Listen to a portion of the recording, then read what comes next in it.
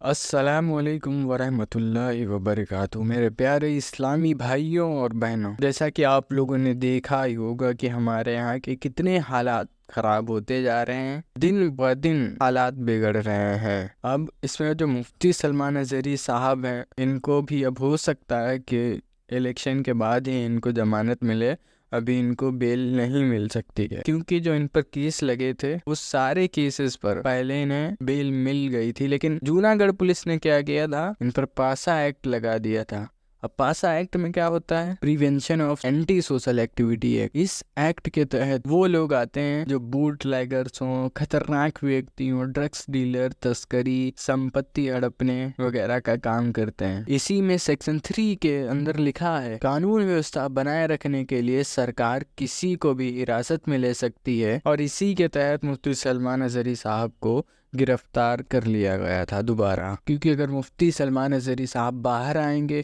Government کے خلاف اور بھی بہت ساری چیزوں کے خلاف بولیں گے، جس سے گورنمنٹ پر فرق پڑے گا، اس کی ووٹیں کٹ سکتی ہیں۔ اس وجہ سے وہ یہی کام کر رہی ہے، کیونکہ ان کو باہر نہ آنے دیا جائے۔ اور مفتی سلمان اظہری صاحب وہ شخصیت ہیں جو حق کی لڑائی ہمیشہ سے لڑتے رہے ہیں، اور انہوں نے کسی بھی چیز کی چنتا نہ کرتے ہوئے، نہ کسی کے ڈر سے اپنی بات کو انہوں نے کھل کے رکھا ہے۔ اور ہم لوگوں کو بھی چاہیے کہ ان کے لیے اپنی نمازوں میں، عبادتوں میں حضرت کے لیے دعا کریں، اور رمضان کے بابرکت مہینے میں ہماری دعا بہترین طریقے سے قبول ہوگی۔ اگر ہم لوگوں دل سے دعا کریں گے تو ضرور انشاءاللہ وہ ضرور باہر آئیں گے۔ جس طرح سے ہمارے دیش کے ابھی حالات ہیں، آئے دن کہیں نہ کہیں آپ دیکھتے ہیں کہ دنگے فساد ہو رہے ہیں، ایک طرفہ مسلمانوں پر کارروائی کری جا رہی ہے، ان کے گھروں کو توڑا جا رہا ہے، لیکن دوسرے لوگوں پر کچھ نہیں کرا جا رہا ہے، کوئی کارروائی نہیں، چاہے وہ کچھ کریں۔ جاتے جاتے آپ سے یہ بھی کہوں گا کہ